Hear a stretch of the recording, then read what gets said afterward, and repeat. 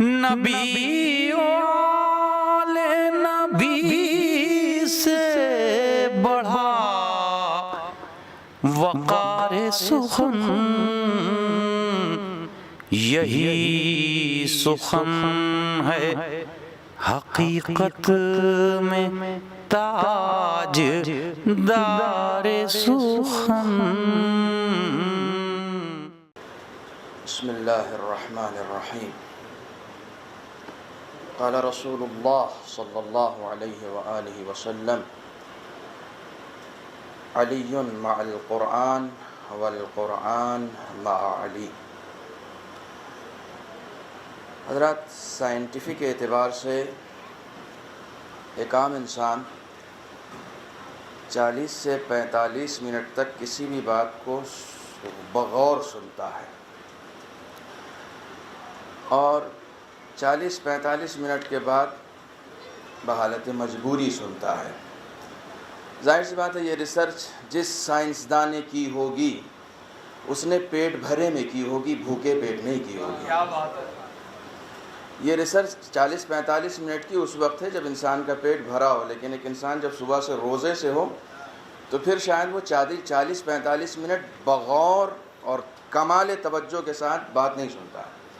شاید وہ تھوڑا سا اور کم ہو جائے، جی نہیں، میں آ رہا ہوں، شاید وہ تھوڑا سا اور کم ہو جائے روزے کے عالم میں، شاید 30-35 منٹ۔ اور میرے خیال میں اس بزم کو شروع ہوئے تقریباً 1.5 گھنٹے سے زائد ہو چکے ہیں، اور 1.5 گھنٹے سے مسلسل آپ اسی تر و تازگی اور شادابی کے ساتھ سن رہے ہیں۔ شاداب صاحب بھی آ گئے۔ اسی تر و تازگی اور شادابی کے ساتھ سن رہے ہیں۔ جہاں سائنسیں فیل ہو جاتی ہیں اسے ذکر علی کہا جاتا ہے۔ میں نے ایک حدیث پیش کی ہے رسول اسلام صلی اللہ علیہ وآلہ وسلم کی۔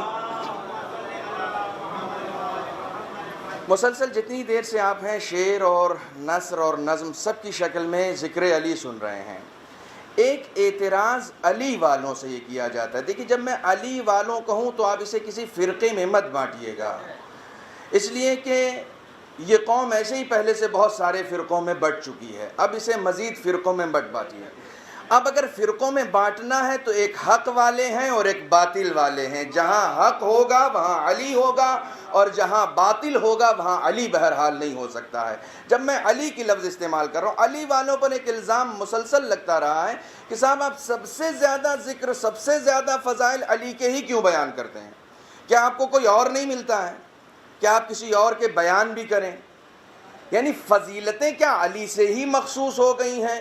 یوم علی، اور میں اس سے پہلے علی گڑھ یونیورسٹی میں بھی یوم علی منایا جاتا ہے، اور اس میں بھی میں نے تقریر کی تھی، تو میں نے یہ بات پیش کی تھی وہاں بھی کہ ذکر علی ہی کیوں، فضیلتیں علی سے ہی مخصوص کیوں؟ دیکھیے، ہر انسان کو اللہ نے ایک کرامت بخشی ہے، جس کے لیے قرآن مجید میں اس نے کہا لقد کرمنا بنی آدم، ہم نے بنی آدم کو ایک کرامت عطا کی ہے۔ تو ایک عمومی کرامت ہے جو تمام انسانوں کو ملی ہے، کچھ خصوصی کرامتیں ہیں جو خاص انسانوں کو ملی ہیں۔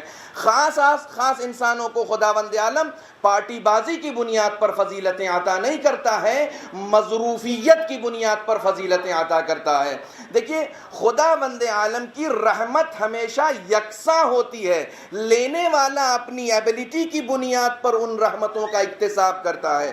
جب آب رحمت آسمان سے برستی ہے تو جو دریا کے مقدر میں آتا ہے وہ حوض کو نہیں ملا کرتا، جو حوض کے مقدر میں ہوتا ہے وہ ایک کوزے کو نہیں ملا کرتا۔ آپ کہیں گے کوزے کو اس نے کم دیا، حوض کو اس نے زیادہ دیا، دریا کو سب سے زیادہ دیا۔ نہیں، دینے والے نے برابر دیا تھا، لینے والے نے اپنے ظرف کے مطابق لیا ہے۔ جس کا جتنا بڑا ظرف تھا اس نے اتنا زیادہ لیا ہے، جس کا جتنا چھوٹا ظرف تھا اس نے اتنا کم لیا ہے۔ بہرحال، مولا کائنات اس ذات کا نام ہے۔ اگر آپ سے کوئی سوال کرے علی ہی کیوں، کوئی اور کیوں نہیں، تو آپ اگر خدا کے دین کے ماننے والے ہیں تو اس سرزمین پر سب سے مقدس جگہ جہاں آپ رہتے ہیں وہاں مسجد کو قرار دیا جاتا ہے، سب سے مقدس جگہ آپ کے لیے۔ آپ نجس حالت میں وہاں نہیں جا سکتے ہیں، آپ اپنے دنیاوی کام اس جگہ نہیں کر سکتے ہیں، سب سے مقدس ہے آپ کے لیے، سب سے مقدس ہے۔ اس مسجد میں سب سے مقدس جگہ کا نام ہے محراب۔ مسجد میں بھی ایک مقدس جگہ ہے جسے محراب کہتے ہیں۔ خداوند عالم کی عبادتوں میں افضل ترین عبادت کیا ہے؟ آپ رمضان المبارک میں بھی روزے کو نہیں کہیں گے، نماز کو کہیں گے۔ سب سے افضل عبادت نماز ہے۔ اس نماز میں سب سے اہم رکن کیا ہے؟ سجدہ۔ ایک عبادت کرنے کے لحاظ سے خداوند عالم کے نزدیک سب سے مقرب شخص کون ہے؟ سب سے مقرب اس کی مخلوق کون ہے عبادت کرنے کے لحاظ سے؟ فرشتے یا انسان؟ انسان نہیں، فرشتے نہیں ہو سکتے، کیونکہ فرشتوں کے پاس طبیعت نہیں ہے، فرشتوں کے پاس خواہشیں نہیں ہیں، فرشتوں کے پاس آرزویں نہیں ہیں۔ فرشتوں کے پاس ایک سرشت اس نے بنا دی ہے کہ اسی حالت میں عبادت کرنی ہے، تمہاری اپنی کوئی خواہش نہیں ہوگی۔ اور ایک نے خواہش کی تھی، اس کے بارے میں قرآن نے کہا یہ فرشتہ نہیں، وہ کان من الجن، یہ جنوں میں سے تھا۔ فرشتے کبھی کسی خواہش کا اظہار نہیں کرتے، انہیں اللہ نے ایک فطرت پر پیدا کر دیا، وہ اسی فطرت پر عبادت کرتے رہتے ہیں۔ تو خداوند عالم کی عبادت کرنے کے لحاظ سے اگر کوئی مخلوق سب سے زیادہ برتر ہے اس کے پیش نظر تو وہ ہے انسان۔ اس انسان کے جسم میں سب سے اہم عضو کا نام ہے سر۔ اس اہم عضو میں سب سے با فضیلت عضو انسانی ہے پیشانی۔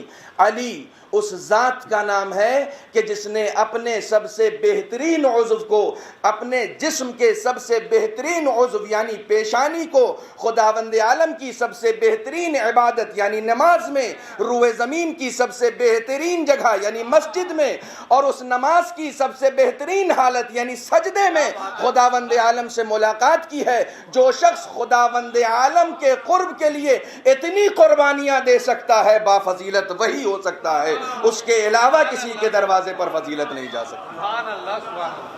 یہ فضیلت ہے مولا کائنات کی۔ آپ مولا کائنات کے مقابلے میں کسی کو نہیں لائیں۔ اگر ہم مولا کائنات کی فضیلت بیان کر رہے ہیں تو آپ کو خود بخود اندازہ ہو جانا چاہیے کہ جس کا یہ وسیع ہے وہ نبی کتنا بلند و بالا ہوگا۔ آپ کو خود بخود اندازہ کرنا پڑے گا۔ جب وسیع ایسا ہے تو اس کا نبی جس کا یہ وسیع ہے وہ کتنا بلند و بالا ہوگا۔ کچھ باتیں ہمارے صدر محترم صاحب نے کہیں، کچھ باتیں اختر الواسع صاحب نے کہیں، میں انہی میں تھوڑا سا اور انہی باتوں کو اور تھوڑی سی تفصیل کے ساتھ عرض کرنا چاہتا ہوں۔ بہت زیادہ آپ کا وقت مجھے نہیں لینا ہے۔ جی ٹائم ہے، نماز بھی مجھے ہی پڑھانی، وہ نماز پڑھانے والے طالب صاحب بھی چلے گئے، مجھے علم ہے اس بات کا۔ آپ حضرات ایک صلوات پڑھیں محمد و آل محمد۔ میں نے حدیث آپ کے سامنے پیش کی ہے، علی مع القرآن والقرآن مع علی۔ آپ رمضان المبارک میں روزے کے عالم میں بیٹھے ہوئے ہیں، ذکر علی سن رہے ہیں۔ رسول اسلام فرماتے ہیں علی قرآن کے ساتھ ہے اور قرآن علی کے ساتھ ہے۔ یہ ہو نہیں سکتا ہے کہ ایک جگہ قرآن ہو اور علی نہ ہو، اور ایک جگہ علی ہو اور قرآن نہ ہو۔ یہ نہیں ہو سکتا۔ جہاں قرآن ہوگا وہاں علی، اور جہاں علی ہوں گے وہاں قرآن ہوگا۔ ہم رمضان المبارک میں ہیں، سورہ قدر میں ارشاد ہوتا ہے انا انزلناہ فی لیلۃ القدر، ہم نے اس قرآن کو شب قدر میں نازل کیا۔ اس قرآن کو ہم نے شب قدر میں نازل کیا۔ رمضان المبارک اور قرآن میں ایک خاص مماثلت پائی جاتی ہے۔ خداوند عالم رمضان المبارک میں جو سب سے بہترین شب کو انٹروڈیوس کرایا ہے خدا نے، وہ شب قدر ہے، کہ سب سے بہترین ہے۔ اس سے بہترین کوئی شب نہیں ہے، توجہ فرمائیے گا، اس سے بہترین کوئی شب نہیں ہے۔ رمضان المبارک میں اور جتنی بھی راتیں ہیں وہ سب بافضیلت ہیں، لیکن ان راتوں میں بھی شب قدر کا ہم پلہ کوئی نہیں ہو سکتا، شب قدر کی برابری کوئی نہیں کر سکتا۔ دیکھیے دینے والا جب کرم دیتا ہے، دینے والا جب فضیلتیں بانٹتا ہے، تو رمضان المبارک کی پرفضیلت راتوں میں بھی ایک رات کو زیادہ فضیلت دے دیتا ہے، ایک رات کو کم فضیلت دیتا ہے۔ آپ جا کے خدا سے پوچھئے معبود شب قدر ان تمام راتوں سے زیادہ افضل کیسے ہو گئی؟ کہا ہم نے قرآن نازل کیا ہے اس لیے بافضیلت ہوئی ہے۔ علی قرآن کے ساتھ ہے، قرآن علی کے ساتھ ہے۔ جس رات میں قرآن نازل ہو جاتا ہے وہ رات دوسرے راتوں کے برابر نہیں ہوا کرتی ہے، یا یہ کہا جائے کہ دوسری راتیں مل کے اس رات کے جیسی نہیں ہو سکتی ہیں۔ تو جس رات میں قرآن نازل ہوتا ہے اس رات کے جیسی کوئی رات نہیں ہو سکتی، تو جس ذات پہ قرآن نازل ہوتی ہے اس ذات کے جیسی کوئی ذات کیسے ہو سکتی ہے؟ اس ذات کے ذات جیسی کوئی ذات بھی نہیں ہو سکتی. ایک قرآن نازل ہو رہا ہے تو ساری راتوں سے ممتاز ہو گئی وہ رات. ایک مرتبہ ایک ذات ہے کہ جس کے اوپر قرآن نازل ہو رہا ہے, وہ ذات بھی تمام ذاتوں سے ممتاز ہو گئی ہے, الگ ہو گئی, کوئی مقابلہ نہیں کر سکتا ہے. کیا مماثلت ہے رمضان میں اور قرآن میں؟ رمضان میں قرآن نازل ہوا. قرآن کے نزول دو ہیں, آپ جانتے ہیں. میں اپنے نوجوانوں کے لیے چند باتیں عرض کر دوں. قرآن کے نزول دو ہیں. آپ جب سورہ قدر پڑھتے ہیں تو آپ کو ملتا ہے انا انزلناہ فی لیلۃ القدر. انزلناہ کی ضمیر پلٹ رہی ہے قرآن کی طرف. ہم نے پورا قرآن شب قدر میں نازل کر دیا. لیکن آپ سنتے ہیں کہ صاحب قرآن بستر پہ بھی نازل ہوا ہے, مسجد میں بھی نازل ہوا ہے, جنگ میں بھی نازل ہوا ہے, مکے میں بھی ہوا ہے, مدینے میں بھی ہوا ہے. اسے کہتے ہیں نزول تدریجی. ایک مرتبہ قرآن کا نزول دفعی ہوتا ہے, ایک مرتبہ قرآن کا نزول تدریجی ہوتا ہے. نزول دفعی قرآن کا ایک مرتبہ رسول اسلام کے اوپر شب قدر میں ہو گیا, اور اس کے بعد پھر جیسے جیسے حالات آتے گئے جبرائیل آتے گئے اور قرآن کی آیتیں لے کر آتے رہے. ایک مناسبت قرآن کی اور رمضان کی یہ ہے کہ اس مہینے میں قرآن نازل ہوا ہے. چلیے چلتے ہیں امام محمد باقر علیہ الصلوۃ والسلام کے پاس. آپ فرماتے ہیں لکل شیء ربیع. میری گفتگو تھوڑی سی مسلسل ہے, آپ تمام ان مناسبتوں کو ذہنوں میں رکھیے گا. لکل شیء ربیع وربیع القرآن رمضان. ہر شے کی ایک بہار ہوتی ہے اور رمضان القرآن مجید کی بہار رمضان المبارک ہے. یعنی یہ رمضان المبارک قرآن کی بہار کا زمانہ. شب قدر میں اس قرآن کو نازل کیا گیا. اس قرآن کی بہار ماہ رمضان ہے. آپ اس مہینے میں زیادہ سے زیادہ قرآن پڑھتے ہیں, زیادہ سے زیادہ قرآن مجید کی تلاوت کرتے ہیں. ایک خاص مماثلت ہے قرآن میں اور رمضان میں. خدا وند عالم نے ایسے حالات پیدا کر دیے کہ جو شخص, جس شخص کے بارے میں رسول نے یہ کہا تھا کہ یہ قرآن کے ساتھ ہے اور قرآن اس کے ساتھ ہے, اس رمضان المبارک کی پر مبارک اور پر برکت راتوں میں اس کا ذکر کہیں ایسا نہ ہو کہ نہ ہو, تو خداوند عالم نے ایسا وسیلہ فراہم کر دیا کہ ایک مناسبت مولا کائنات کی رمضان المبارک سے یہ جڑ گئی کہ مولا کائنات کو ضربت جو لگی وہ شب قدر لگی. اور یہ میرے نوجوانوں کے لیے شاید ایک نئی بات ہو. اب سے یہاں سے میں آپ کو, آپ کے اذہان کو اس طرف لانا چاہ رہا ہوں جس کی طرف ہمارے صدر صاحب نے اشارہ کیا, اس طرف لانا چاہ رہا ہوں. شاید آپ کے لیے بہت نئی بات ہو کہ شب قدر عبادت کی رات ہوتی ہے, شب قدر قرآن خوانی کی رات ہوتی ہے, شب قدر خدا سے تقرب کی رات ہوتی ہے. یہ وہ رات ہے کہ جب ہر انسان چاہتا ہے خدا سے قریب ہو. علی کی مظلومیت کا اندازہ لگائیے کہ علی کو قتل کرنے والے علی کے قاتل نے شب قدر ہی کا انتخاب کیوں کیا؟ کیونکہ وہ اپنے فسق و فجور کی بنیاد پر, وہ اپنی بے دینی کی بنیاد پر, وہ اپنی بے راہ روی کی بنیاد پر اس نتیجے تک پہنچا تھا کہ علی کو قتل کرنا ثواب ہے, لہٰذا اس نے علی کو قتل کرنے کے لیے شب قدر کا انتخاب کیا کہ اس شب قدر میں اگر علی کو قتل کرو گے تو زیادہ ثواب ملے گا. یہ علی کی مظلومیت ہے, یہ علی کی مظلومیت ہے. اور علی نے ضربت کھا کر اعلان کر دیا کہ فزت ورب الکعبہ, قتل ہونے والا کامیاب ہوا ہے, قتل کرنے والا کامیاب نہیں ہوا.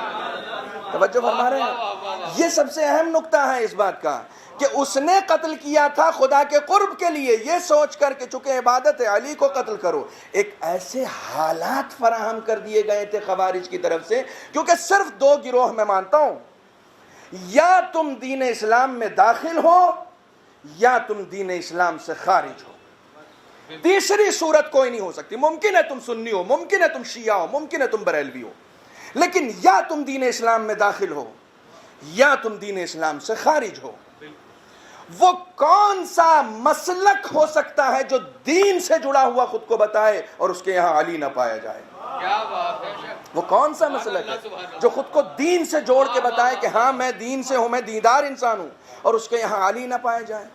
کیونکہ علی وہ ذات ہے کہ جس نے اعلان بعثت سے لے کر قبر میں اتارنے تک رسول کا ساتھ دیا ہے. کوئی ایسی فرد جو رسول کے ہمراہ اتنی زیادہ رہے, آپ اسے چھوڑ کر اسلام کا کوئی تصور بنا سکتے ہیں؟ یہ ناقابل قبول ہے. اسے چھوڑ کر اسلام کا کوئی تصور قابل قبول ہے ہی نہیں. بات اب ہم کریں گے کہ صاحب اتحاد کی. وہ اتحاد ہے, وہ اتحاد ہمارے درمیان ہے. ہم سر نہیں جوڑتے ہیں اس کے لیے, ہم محنتیں نہیں کرتے ہیں اس کے لیے, ہم آگے نہیں بڑھتے ہیں اس کے لیے. اتحاد تو ہے ہمارے درمیان. کون سا اتحاد ہونا چاہیے جو نہیں ہے, آپ مجھے بتا دیجئے. اتحاد کی کون سی قسم ہے جو ہونی چاہیے اور وہ ہمارے درمیان نہیں ہے؟ جتنی قسمیں اتحاد کی ہو سکتی ہیں وہ سب ہیں ہمارے درمیان. صرف ضرورت اس بات کی ہے کہ ہم آپس میں ڈائیلاگ کریں, ضرورت اس بات کی ہے کہ ہم ایک قدم آگے بڑھیں. ہم یہاں پر فضائل علی سنا رہے ہیں, ہم یہاں پر ذکر علی سنا رہے ہیں. یاد رکھیے, ذکر علی کھڑے ہو کر میں یہاں 1000 سال سنا دوں گا, اگر ہم نے قدم آگے نہیں بڑھایا تو ذکر علی کوئی فائدہ نہیں پہنچانے والا. 1000 سال تک ہم سناتے رہے. ایک مرتبہ علی ہم زبان سے دکھانے کی کوشش کرتے ہیں, یہ ہے علی. ایک مرتبہ علی ہم قلم سے سمجھانے کی کوشش کرتے ہیں, یہ ہے علی. ایک مرتبہ علی ہم شعروں سے سمجھانے کی کوشش کرتے ہیں, یہ ہے علی. ایک مرتبہ علی ہم نثر میں سمجھانے کی کوشش کرتے ہیں, یہ ہے علی. خدا کی قسم, شعروں میں آپ علی کو سمجھاتے رہیے, نثروں میں آپ علی کو سمجھاتے رہیے, لفظوں میں آپ علی کو سمجھاتے رہیے, تقریروں میں آپ علی کو سمجھاتے رہیے. کوئی فائدہ نہیں دے گا جب تک کہ آپ عمل میں علی کو نہیں سمجھائیے گا. آج دنیا کی جو یہ حالت ہو رہی ہے, آج جو ہر جگہ بم پھٹ رہے ہیں, لوگوں کو مارا جا رہا ہے, آپ کو معلوم ہے یہ صرف اور صرف علی دشمنی ہے جو سامنے آ رہی ہے. یاد رکھیے گا میری بات, یہ صرف اور صرف علی دشمنی ہے. آج کے لوگ یہ کہہ رہے ہیں شیعہ نماز نہیں پڑھتے. کل جب علی کو ضربت لگی تھی تو کہتے تھے کہ علی مسجد میں شہید ہوئے, علی نماز پڑھتے تھے. لنک جوڑیے تاریخ کا تاریخ سے. تاریخ ہمیشہ, قرآن نے بھی تاریخ بتائی ہے, بہت ساری تاریخیں. فرعون کو یاد کرو, حامان کو یاد کرو, لقمان کو یاد. کیوں یاد کرو؟ قرآن کوئی کہانی کی کتاب ہے؟ قرآن کوئی ہسٹری کی کتاب ہے؟ نہیں.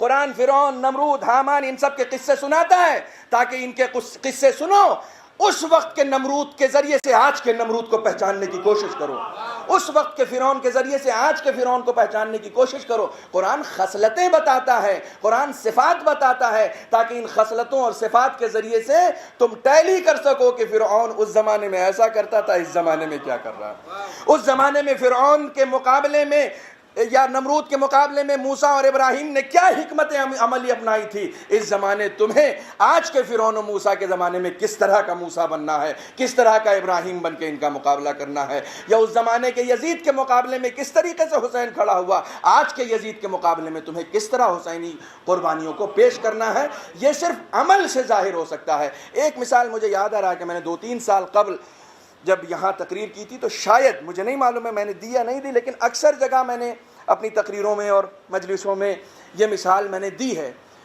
کہ ہم قلم کے ذریعے سے علی کو نہیں سمجھا سکتے, ہم زبان کے ذریعے سے علی کو نہیں سمجھا سکتے. رسول نے کہا ہے کہ تمام دریا اگر روشنائی بن جائیں, تمام درخت اگر قلم بن جائیں, تب بھی علی کے فضائل نہیں سمٹ سکتے ہیں. ہم کہاں سے سمجھائیں گے؟ ہم نہیں سمجھا سکتے ہیں, ہم نہیں بتا سکتے ہیں علی کی فضیلتوں کو. ایک مرتبہ آپ کانوں کے ذریعے سے سنانا چاہتے ہیں علی کو, آپ آڈیو تک محدود کیوں رہتے ہیں؟ آپ ویڈیو کیوں نہیں بنانا چاہتے ہیں؟ علی سننے سے شاید اتنا نہ سمجھ میں آئے جتنا دکھنے سے سمجھ میں آ جائے. میری بات یاد رکھیے گا, علی سننے سے, آج آپ نہج البلاغہ پڑھتے ہیں, یہ علی کا کمال ہے؟ نہیں, یہ سید رضی کا کمال ہے. آپ اسے سمجھنے کی کوشش کریں. نہج البلاغہ علی کے کمال کا نام نہیں ہے.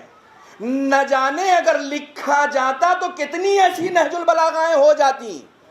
یہ تو کئی قرن کے بعد ان کے مکتب کے ایک شاگرد کا اپنا کمال تھا کہ انہوں نے تمام خطبات اور کلام کو اکٹھا کر کے علی کے کلام کو سامنے لانے کی کوشش کی ہے. گویا ایک طریقے سے انہوں نے علی کو پہچانوانے کی کوشش کی ہے علی کی زبان سے, علی کی زبان. یعنی یہ ہے عملی تحریک علی کے لیے, یہ ہے عملی اقدام علی کے لیے, یہ عملی طور پر انہوں نے علی کو بتایا ہے. ہم زبان کے ذریعے سے, قلم کے ذریعے سے نہیں سمجھا سکتے. لیکن میں نے ایک مثال دی تھی, وہ مثال میں پھر یہاں دے رہا ہوں. آپ تصور کریں, یہ مثال ہے اور مثال میں کوئی مناقشہ نہیں ہے. آپ تصور کریں کہ آپ میں سے کسی نے گلاب کا پھول نہ دیکھا ہو. اب میں گلاب کے پھول کی تشریح، توضیح، تعریف اور اس کے فضائل بیان کروں. گلاب کا پھول، نرم پتیاں، لطیف پتیاں، خوشبو اور ایسا خوش رنگ کہ جیسے قدرت نے اپنے ہاتھوں سے اس میں رنگ بھرا ہو. اور شاعر متین صاحب سے آپ کہیے گلاب کے بارے میں قصیدہ لکھیں اور اس قصیدے کو آپ کے سامنے وہ سنائیں اور آپ کے سامنے گلاب مجسم ہو سکے. نہیں ہو سکتا. جو قدرت کے ہاتھوں کا شاہکار ہے وہ گناہگار زبانوں کے ذریعے سے بیان ہو بھی نہیں سکتا ہے. قدرت کا شاہکار آپ لاکھ بیان کرنا چاہتے، آپ گلاب سمجھا نہیں سکتے. جسے آپ سمجھانا چاہ رہے ہیں کہ ہاں یہ گلاب کا پھول ہے، وہ اتفاق سے کسی دن آپ کے گھر آ گیا. آپ کے گھر کی میز پر گلاب کا اصلی پھول نہیں رکھا تھا، نقلی پھول رکھا تھا جو آرٹیفیشل بنتے ہیں. اس میں کوشش کرتے ہیں وہی رنگ بھریں، اس میں کوشش کرتے ہیں کہ اس کا لک وہی ہو جو اصلی گلاب کا لک ہے، اس کی پتیاں ویسی ہی ہوں جو اصلی گلاب کی ہیں. وہ اوریجنل نہیں ہے. آپ کے یہاں وہ آرٹیفیشل گلدستہ رکھا ہوا تھا، آپ جس کے سامنے 1 سال سے بتا رہے تھے کہ صاحب گلاب کا پھول ایسا ہوتا ہے، گلاب کا پھول ویسا ہوتا ہے. جب وہ آپ کے گھر پہ آیا نا تو آپ نے اس سے کہا کہ دیکھو جس گلاب کے پھول کی میں بات کر رہا تھا یہی تو ہے. وہ کہا یہ ہے، کہا یہ اصلی نہیں ہے تو نقلی ہے. کہا نقلی ایسا ہے. اب اس کو دیکھ کے اس کا ریئیکشن کیا ہوگا کہ نقلی ایسا. میاں تم لفظوں میں کیا بیان کر سکتے ہو؟ یہ تو بہت حسین اور بہت خوبصورت ہے. یعنی وہ نقلی کو دیکھ کے کہہ رہا ہے، اصلی کو دیکھ کے نہیں کہہ رہا ہے. بس اس نقلی کے ذریعے سے وہ پہنچے گا کہ جب نقلی ایسا ہے تو اصلی کیسا ہوگا. ہم اپنے آپ کو عملی طور پر علی والا بنانے کی کوشش کریں تاکہ دیکھنے والا ہمیں دیکھ کر یہ کہے کہ غلام ایسے ہیں تو آقا کیسا ہوگا، چاہنے والے ایسے ہیں تو آقا کیسا ہوگا، فالو کرنے والے ایسے ہیں تو امام کیسا ہوگا. جب عملی طور پر اپنے عمل کے ذریعے سے ہم علی کو بتائیں گے تو یقیناً لوگوں کی سمجھ میں علی آئے گا. علی یعنی عدالت کا دوسرا نام، علی یعنی ظلم کے خلاف کھڑے ہونے والے مرد مجاہد کا دوسرا نام. علی وہ کہ جس کے یہاں عدالت ایسی تھی کہ جرداق کو کہنا پڑ گیا کہ دنیا کے تمام مقتولین کسی نہ کسی جرم کی بنیاد پر قتل کیے جاتے ہیں. علی وہ مقتول ہے جو شدت عدالت کی بنیاد پر قتل کیا گیا ہے. علی ایک ایسا امام ہے کہ ابو الاسود دوئلی جیسا مقرب ترین صحابی جو ہر وقت آپ کے ساتھ رہا کرتا تھا. ابو الاسود دوئلی، میں آپ کو یاد دلا دوں کہ ابو الاسود دوئلی ان صحابیوں میں سے ہیں کہ جب مولائے کائنات نے ظاہری طور پر خلعت خلافت کو پہنا ہے اس وقت جو قصیدہ خوانی ہوئی تھی مولائے کائنات کی شان میں، ان قصیدہ خوانوں میں ایک نام ابو الاسود دوئلی کا تھا. اور وہاں پر قصیدہ خوانی کرنے والوں میں سے ابو الاسود دوئلی نے یہ کہا تھا علی کو مخاطب کرتے ہوئے کہ یا علی، دنیا کی جب مولائے کائنات کو حکومت ملی اور آپ مسند خلافت پر بیٹھے ہیں، اس وقت ابو الاسود دوئلی نے کہا کہ مولا آپ دنیا کے واحد سلطان ہیں، دنیا کے تمام بادشاہ اور تمام خلیفہ اور تمام سلطان کو عزت اس کی سلطنت کی بنیاد پر ملتی ہے. آپ واحد بادشاہ ہیں جس نے حکومت کو عزت عطا کی ہے، اس حکومت کی وجہ سے آپ کو عزت نہیں ملی ہے. یہ ابو الاسود دوئلی. اس ابو الاسود دوئلی کو مسند قضاوت پر ایک جگہ جج بنا کے بھیجا تھا اور وہاں سے اتار دیا، بھیج دیا. کہا ابو الاسود تم چھوڑ دو. مولا میں نے خطا کیا کیے ہیں، میری غلطی کیا ہے؟ جج بنانے کے بعد پھر ہٹا دیا. یا علی بتائیے میری غلطی کیا ہے؟ کہا نہیں غلطی نہیں ہے، تمہاری آواز بڑی کرخت ہے، تمہاری آواز میں شدت ہے. کہیں ایسا نہ ہو کہ کوئی مظلوم آئے اور تمہاری آواز سے متاثر ہو کر اپنا درد بیان نہ کر پائے. میں علی یہ نہیں چاہتا کہ میرے حکومت میں دور خلافت میں کوئی جج ایسا بیٹھا ہو جس کی آواز سے متاثر ہو کر کوئی مظلوم اپنا درد نہ بیان کر سکے. یہ شدت عدالت ہے اور یہی شدت عدالت علی کے قتل کا سبب بنی ہے. یہی شدت عدالت علی کے خون بہائے جانے کا سبب بنی ہے.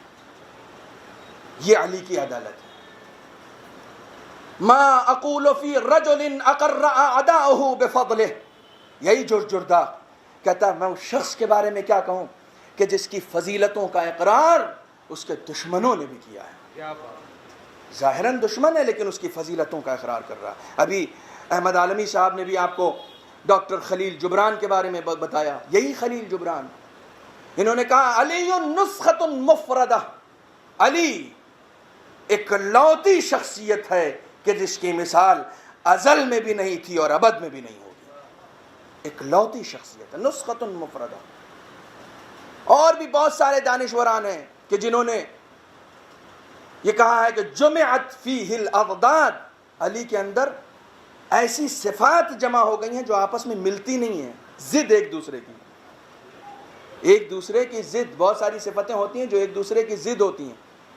شاعر کبھی جنگجو نہیں ہو سکتا ہے، شاعر لطیف مزاج کا ہوتا ہے، لیکن علی وہ شاعر ہے کہ جو جنگجو بھی ہے، اور جب تلوار چلاتا ہے تو ویسا مرد مجاہد کسی کو نظر نہیں آتا تاریخ میں۔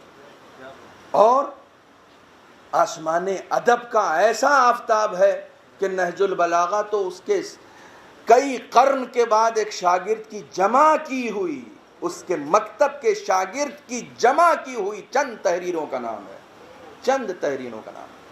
علی نے اپنے ہاتھوں سے نہج البلاغہ نہیں لکھی ہے۔ پھر آپ کہیں گے علی نے کیا کیا؟ نہج البلاغہ علی نے نہیں لکھی تو علی نے کیا کیا؟ علی نے قمبر بنایا، علی نے میشم بنایا، علی نے سلمان بنائے، علی نے بوذر بنائے۔ یہ ہے علی کی تعلیم۔ اس دنیا میں سب کچھ بنانا آسان ہے، انسان بنانا بڑا مشکل ہے۔ علی انسان بنا کر لوگوں کر گیا، انسان بنانا۔ ایک نفس کے اوپر آپ تصرف کر لیں، ایک انسان کے اوپر آپ تصرف کر لیں، یہ سب سے بڑا مشکل مرحلہ۔ میں نے ایک جملہ کہا اور اسی جملے پر میں اپنی بات کو ایک پیغام کے ساتھ ختم کر رہا ہوں، اور وہ جملہ کیا ہے کہ عملی طور پر ہم اپنے آپ کو علی والا بتائیں اور بنائیں۔ عملی طور پر ہم اپنے عمل میں علی کو لے کر آئیں۔ یہ جو اتنا سب کچھ ہو رہا ہے آج اسلام کے نام پر، آپ کو معلوم ہے یہ مسلمان کر رہا ہے؟ کویت میں، قطیف میں، افغانستان میں، عراق میں، یہ جہاں جہاں ہو رہا ہے، نام پر اسلام کے ہو رہا ہے، لیکن یہ سب مسلمان نہیں کر رہے ہیں۔ جو مسلمان ہوگا وہ کر بھی نہیں سکتا ہے ایسا، اور اگر ایسا کرے گا بھی تو مسلمان نہیں رہے گا۔ یہ مسلمان نہیں کر رہے ہیں۔ یہ دنیا کی چند نام نہاد طاقتیں ہیں جنہیں بعض نام نہاد مسلمانوں نے طاقت تسلیم کر لیا ہے۔ اگر ہم طاقت تسلیم نہ کریں تو ان کی طاقت کیسی؟ طاقت تو صرف اب تسلیم کرنے کی رہ گئی ہے نا، صرف تسلیم کرنے کی رہ گئی کہ ہاں ہم نے آپ کو اپنی طاقت تسلیم کر لیا۔ وہ مسلمان کیسے ہو سکتا ہے کہ جو امریکہ کی اکانومی پر نظر رکھے رہے کہ صاحب اگر یہ ڈاؤن ہو گئی تو پھر ہمارے یہاں رزق کی تنگی آ جائے گی؟ وہ مسلمان کیسے ہو سکتا ہے؟ مسلمان کے پاس قرآن ہے جو قرآن صاف صاف کہہ رہا ہے ما من دابۃ فی الارض الا علی اللہ رزقها، روح زمین پر کوئی ذی روح نہیں ہے جس کا رزق ہم دیتے ہیں۔ اگر تم مسلمان ہو تو قرآن پر ایمان رکھو، خدا پر ایمان رکھو، تمہارا رزق خدا دیتا ہے، امریکہ کی اکانومی نہیں دیتی ہے۔ جو امریکہ کی اکانومی سے ڈر گیا گویا وہ مسلمان نہیں، گویا اب وہ اپنی طرف سے بہت ساری چالیں چلے گا اپنے آپ کو ثابت کرنے کے لیے۔ باطل پانی کے بلبلے کی طرح ہوتا ہے، اسے اپنے آپ کو ثابت کرنے کی ضرورت پڑتی ہے۔ حق پائیدار ہوتا ہے، اسے اپنے آپ کو ثابت کرنے کی ضرورت نہیں پڑتی۔ حق ہمیشہ ثابت شدہ رہتا ہے، اسے اپنے آپ کو ثابت کرنے کی ضرورت نہیں رہتی ہے۔ چنانچہ وہ اپنے آپ کو ثابت کرنا چاہتا ہے دہشت گردی کے ذریعے سے، ظلم کے ذریعے سے، بم پھوڑنے کے ذریعے سے۔ یہ سب کے سب اسلام کے دشمن ہیں۔ دو ملک ہیں، میں کھلے عام کہہ رہا ہوں، کھلے عام کہہ رہا ہوں، دو ملک ہیں، ایک کا نام ہے اسرائیل، ایک کا نام ہے امریکہ۔ ان دونوں ملکوں کا مذہب الگ الگ ہے۔ میں آخری بات اپنی کہہ رہا ہوں، ایک یہودیت سے تعلق ہے، ایک کا عیسائیت سے تعلق ہے۔ ہم کون سی قوم ہیں آپ کو بتا دیں؟ ہم ہیں مسلمان۔ ہمارا تعلق ہے اس دین سے جو محمد مصطفیٰ لے کر آئے۔ توجہ فرمائیے گا، یہ تین قومیں، یہودیت اور عیسائیت۔ یہودیوں کی کتاب الگ ہے، ان کا نبی الگ ہے۔ عیسائیوں کی کتاب الگ ہے، ان کا نبی الگ ہے۔ میں آپ کو ایک چھوٹا سا واقعہ سنا دوں۔ ہم کون سی قوم ہیں؟ ایک یہودی کی انگوٹھی مدینے میں کھو گئی۔ یہ انگوٹھی تو فیروزے کی ہے، ایران کی ہے، اس کی قیمت زیادہ نہیں، اس کی ہیرے کی تھی، بڑی قیمتی۔ مدینے میں کھو گئی. اس نے منادی کرائی کہ صاحب میری ہیرے کی انگوٹھی جو بہت قیمتی ہے مدینے میں کھو گئی, جس کو ملی ہو یہ دے دے. اب ظاہر سی بات ہے کسی نہ کسی کو تو ملی ہوگی. یہودی نے منادی کرائی, ایک مسلمان سچے مسلمان کو ملی. اس نے کہا اچھا میں اتنے دن سے ڈھونڈ رہا تھا کہ اس کا مالک کون ہے, آخرکار منادی ہو گئی. گیا اور جانے کے بعد اس نے وہ انگوٹھی اتاری اور کہا کہ بھائی یہ بہت دن سے میرے پاس ہے, مجھے ملی تھی, یہ آپ رکھ لیجیے. یہودی حیران ہو گیا, کہا تمہیں اس کی قیمت نہیں معلوم؟ کہا معلوم ہے, یہ ہیرے کی ہے. کہا بتاؤ. اندازہ جو اس نے بتایا وہ بھی کم بتایا, کہا اس سے زیادہ ہے. کہا تمہیں اس کی قیمت معلوم تھی پھر بھی تم نے واپس کر دی؟ کہا کیوں؟ کہا اس لیے کہ مسلمان انگوٹھی پہ تھوڑی بکتا ہے. اس نے کہا مسلمان انگوٹھی پہ تھوڑی بکتا ہے.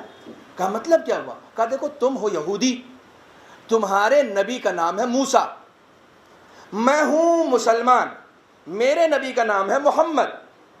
کل تم بھی محشر میں جاؤ گے, میں بھی محشر میں جاؤں گا, تمہارا نبی بھی محشر میں جائے گا, میرا نبی بھی محشر میں جائے گا. دیکھیں کتنی اچھی لاجک سے اس نے سمجھایا اپنے مسلمان ہونے کو.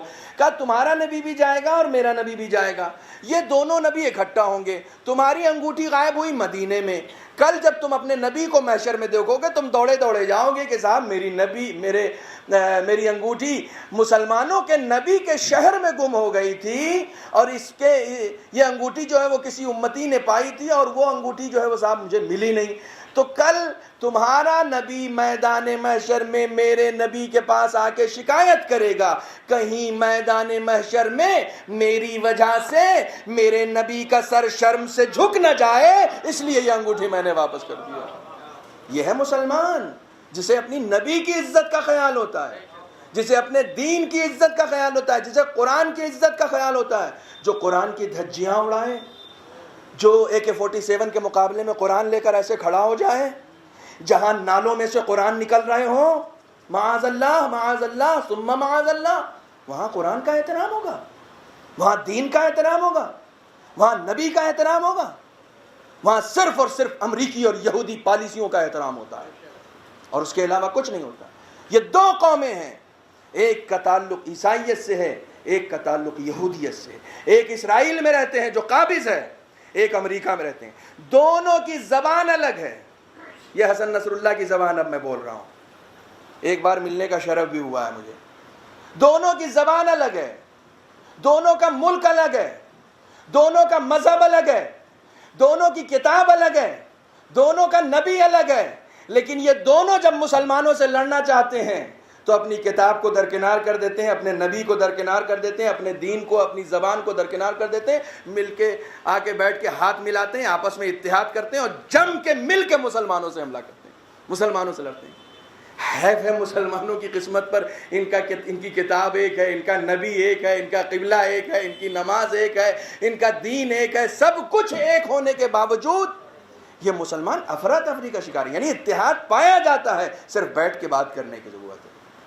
ہمارے یہاں کیا ایسی چیز ہے جو الگ ہے؟ کوئی ایسی چیز نہیں ہے جو الگ ہے. ہمارے یہاں قرآن ایک ہے. وہی 30 پاروں کا سورہ حمد سے شروع ہو کر والناس کی سین پر ختم ہونے والا قرآن سب کے پاس ہے. خداوند عالم اس قرآن کو سمجھنے اور اس پر عمل پیرا ہونے کی ہمیں توفیق عنایت فرمائے. خداوند عالم حقیقی دین کو ہمیں سمجھنے اور اس حقیقی دین کو اپنانے کی توفیق عنایت فرمائے. خداوند عالم ہمیں حقیقی طور پر فضائل محمد و فضائل علی سے آشنا فرمائے اور اسے اپنی عملی زندگی میں اتارنے کی سعادت عطا فرمائے. بار الہ بحق محمد و آل محمد رمضان المبارک کے ایام گزر رہے ہیں, اور ان ایام میں اگر رمضان المبارک کی سعادتیں اور برکتیں اب بھی ہمارے شامل حال نہیں ہوئی ہیں تو اس ماہ رمضان میں ہمیں محروم نہ کرنا اور اس کی برکتوں سے ہمیں فیضیاب اور مالا مال فرما. بار الہ بحق محمد و آل محمد اس رمضان المبارک کی پربرکت راتوں اور پربرکت دنوں کے صدقے میں ہمارے نامہ اعمال میں جتنے بھی گناہان کبیرہ صغیرہ ہم سے جانے انجانے میں سرزد ہو گئے ہوں, معبود ہمارے تمام گناہوں کو معاف فرما. हमारी लौह तकदीर में उम्र का जितना हिस्सा बचा है उसमें अमल सालिह की तौफीक इनायत फरमा, दीन फहमी का शऊर हमारे अंदर बेदार फरमा, हकीकी दीन को समझने और हकीकी दीन पर अमल पैरा होने की तौफीक हमें इनायत फरमा। रब्बना तक़ब्बल मिन्ना इन्नका अंतस समीउल अलीम व आखिरु दअवाना अल्हम्दुलिल्लाहि रब्बिल आलमीन। पेश करता हूँ। अर्ज़ क्या कि मतीन हमसे न पूछो अली के बारे में, मतीन हमसे न पूछो अली के बारे में, मतीन हमसे न पूछो अली के बारे में, वली बताएगा कोई वली के बारे में। बहुत अच्छा है, बहुत अच्छा है। मतीन हमसे न पूछो अली के बारे में, वली बताएगा कोई वली के बारे में। और पिलाए शीर जो कातिल को अपने हाथों से, हाँ, पिलाए शीर जो पिलाए शीर जो कातिल को अपने हाथों से, बजुज अली के सुना है किसी के बारे में। वाह वाह वाह। मतीन हमसे न पूछो अली के बारे में, वली बताएगा कोई वली के बारे में। पिलाए शीर जो कातिल को अपने हाथों से, बजुज अली के सुना है किसी के बारे में। और कथा देखें कि अल्लाह गनी देखिए मौला की ये अज़मत, अल्लाह गनी देखिए मौला की ये अज़मत। काबे में विलादत हुई मस्जिद में शहादत, काबे में विलादत हुई मस्जिद में शहादत। और बिस्तर पे पैगंबर के भी सोए मेरे आका, क्या बात है। बिस्तर पे पैगंबर के भी सोए मेरे मौला, है आपकी किस्मत में फजीलत ही फजीलत। बहुत अच्छा है, बहुत अच्छा है। अर्ज़ करता हूँ, अल्लाह गनी देखिए मौला की ये अज़मत। काबे में विलादत हुई मस्जिद में शहादत, बिस्तर पे पैगंबर के भी सोए मेरे मौला, है आपकी सूरत में फजीलत ही फजीलत, फजीलत ही फजीलत। अर्ज़ क्या कि मर्तबा 4 में से देखें, मर्तबा हैदर का ये अल्लाह अकबर देखिए, मर्तबा हैदर का ये अल्लाह, मर्तबा हैदर का ये अल्लाह अकबर देखिए। इल्म का कहते हैं दरवाज़ा पैगंबर देखिए, इल्म का कहते हैं दरवाज़ा पैगंबर देखिए। एक कूजे में न जाने कितने दरिया बंद हैं, एक कूजे में न जाने कितने दरिया बंद हैं। हैदर कर्रार के खुतबे को पढ़कर देखिए। मर्तबा हैदर का ये अल्लाह अकबर देखिए, इल्म का कहते हैं दरवाज़ा पैगंबर देखिए। एक कूजे में न जाने कितने दरिया बंद हैं, मेरे मौला के ज़रा खुतबे को पढ़कर देखिए, हैदर कर्रार के खुतबे को पढ़कर देखिए। और अर्ज़ करता हूँ कि नारे हैदर ने रन में ये भी साबित कर दिया, हुजूर, नारे हैदर ने रन में ये भी साबित कर दिया, कैसे लड़ते हैं हज़ारों से 72 देखिए। नारे हैदर ने रन में ये भी साबित कर दिया, कैसे लड़ते हैं हज़ारों से 72 देखिए। मर्तबा हैदर का ये अल्लाह अकबर देखिए। और मनक़बत के चंद शेर के, अफजल है वो आला है दुनिया से निराला है, अफजल है वो आला है दुनिया से निराला है। सरकार दो आलम की जो गोद का पाला है, सुभान अल्लाह, सुभान अल्लाह। अफजल है वो आला है दुनिया से निराला है। सरकार दो आलम की जो गोद का पाला है। भाई दुनिया में चरागां है हैदर के चरागों से, क्या बात है। दुनिया में चरागां है हैदर के चरागों से। और हैदर के शबिस्ता में जहरा से उजाला है। भाई क्या बात है भाई, वाह वाह मतीन साहब, वाह वाह वाह वाह।